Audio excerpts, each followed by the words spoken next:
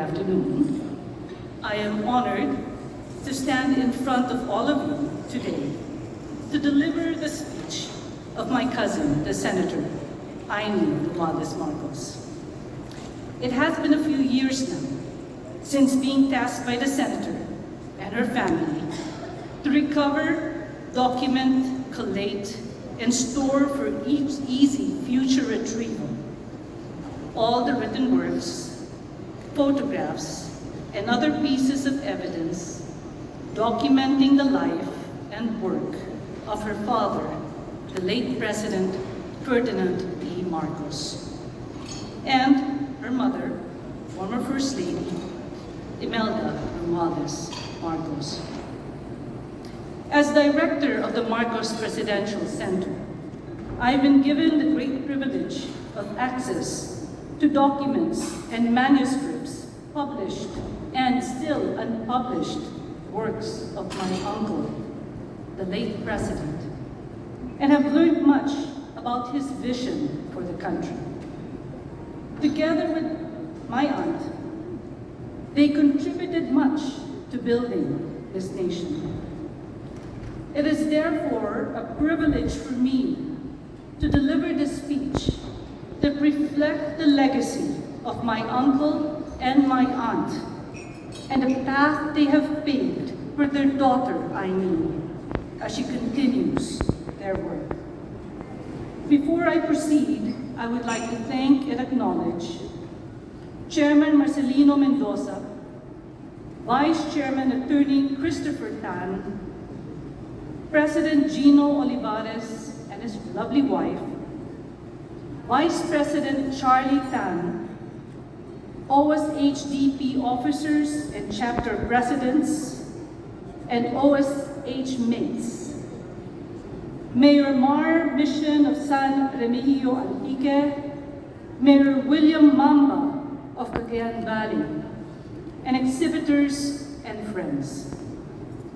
It is indeed an honor, sirs and madams. Magandang hapon sa inyong lahat. I congratulate the Organization of Socialized and Economic Housing Developers Incorporated for successfully organizing your annual national convention. A summit such as this impacts on a basic necessity of our people, that of affordable housing. A roof over their heads to shelter them from the heat and cold, a roof under which families obtain a sense of pride and dignity. It has been said that the house is made of bricks and beams. A home is made of hopes and dreams. Such is the value of a home. And it is imperative that government and the private sector alike work together toward making accessible, affording housing for the most vulnerable sectors.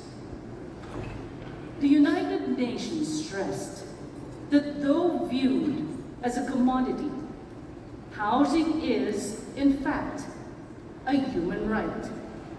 It is the basis of stability and security for an individual or family, the center of our social and emotional and sometimes economic lives.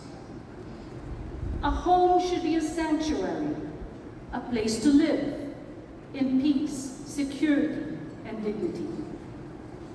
Section 9, Article 13 of our Constitution, covering social justice and human rights, mandates the state to undertake, in cooperation with the private sector, a continuing program of urban land reform and housing, which will make available at affordable cost decent housing and basic services to underprivileged and homeless citizens in urban centers and resettlement areas.